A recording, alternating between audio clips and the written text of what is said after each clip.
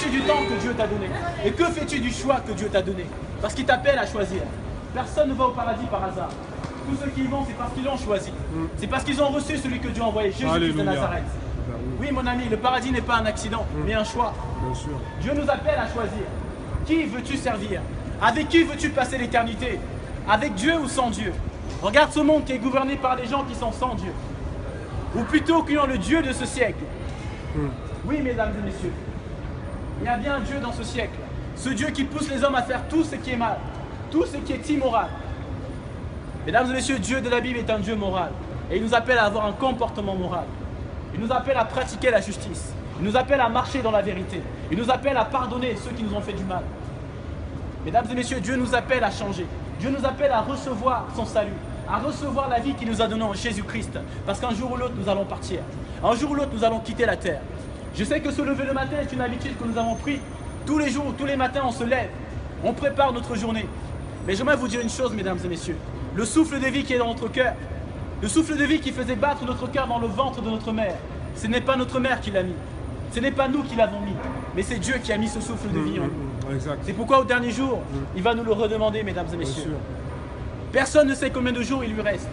Personne ne sait combien de temps il lui reste à vivre. Mais nous avons tous quelque chose à faire. Nous avons tous un choix à faire. Avec qui voulons-nous passer l'éternité? Avec Dieu ou sans Dieu? Avec Jésus ou sans Jésus?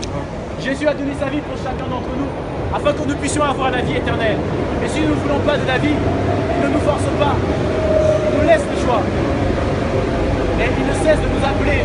Il ne cesse de dire de revenir.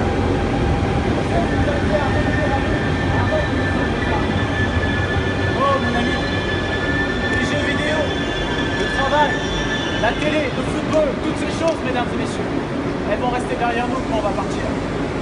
Et celui qui a la vie éternelle sera pour l'éternité. Tu vas partir demain, tu vas rester derrière toi. La télé va rester derrière toi.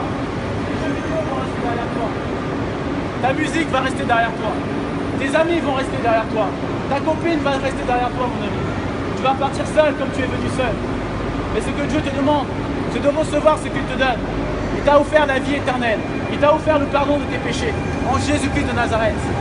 C'est pourquoi tant qu'il est temps, tant que tu respires, tant que tu peux dire aujourd'hui, c'est un jour pour mettre ta vie en règle avec Dieu. Mets ta vie en règle avant que ce soit trop tard. Mets ta vie en règle avec Dieu avant que ce soit trop tard. Parce qu'un jour ou l'autre, tu vas partir. Un jour ou l'autre, tu vas rendre des comptes. Et ce que Dieu désire, c'est que tu puisses passer l'éternité avec lui. Mais si tu n'en veux pas, il va respecter ton choix. Si tu n'en veux pas, il va respecter ton choix. Et sache que l'éternité dans les ténèbres, l'éternité dans les regrets, l'éternité dans l'amertume, l'éternité dans la souffrance, ce n'est pas ce qu'il a prévu pour toi. Ce qu'il veut pour toi, c'est que tu aies l'éternité dans la vie. L'éternité dans la joie. Oui, mesdames et messieurs, Dieu veut nous offrir la vie, mais il va respecter notre choix. Si nous n'en voulons pas, il va respecter notre choix. Je vous souhaite une bonne soirée, mesdames et messieurs, et que Dieu vous bénisse.